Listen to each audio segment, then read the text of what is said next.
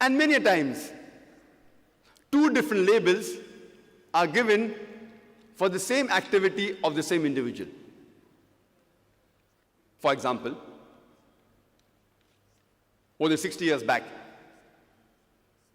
when we were ruled by the Britishers, when they were controlling India, there were certain Indians who were fighting for their freedom.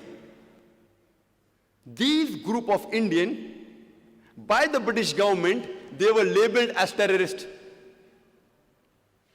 But those same people, by the common Indians, we call them as patriots, as freedom fighters.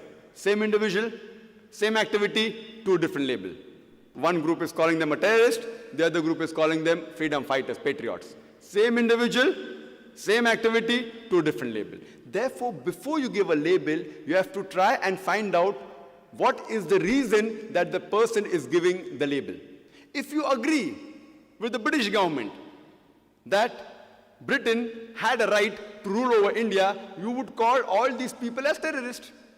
But if you agree with the view of the common Indians that the Britishers came to India to do business, they had no right to rule over us, then you would call these people as freedom fighters. Same people, same activity, two different labels.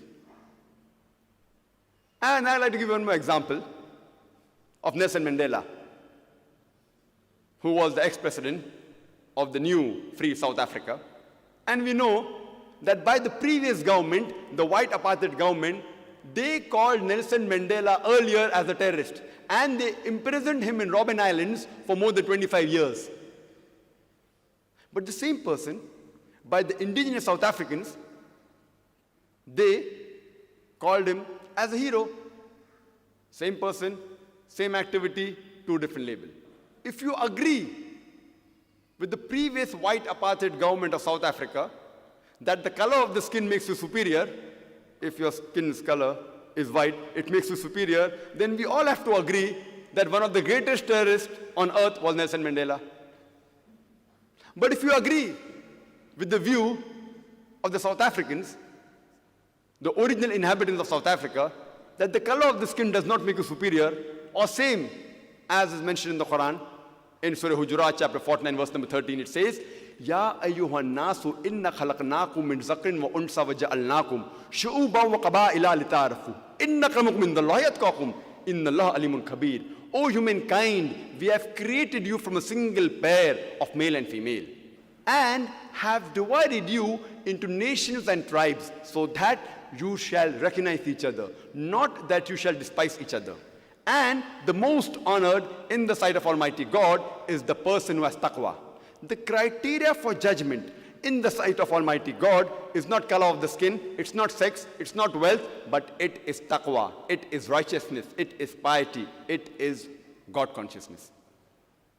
So if we agree with the view of the Quran, and as our beloved Prophet Muhammad said, he said in the farewell pilgrimage, in the Hajjatul Wada, he said that no Arab is superior to a non-Arab. Neither is a non-Arab superior to an Arab. No white man is superior to a black, neither is a black man superior to a white, except by virtue.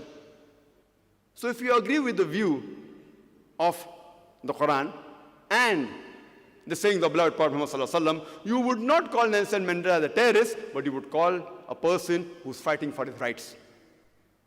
Therefore, before any person gives any label to any individual for any of his act, we have to first analyze for what reason is he doing the act.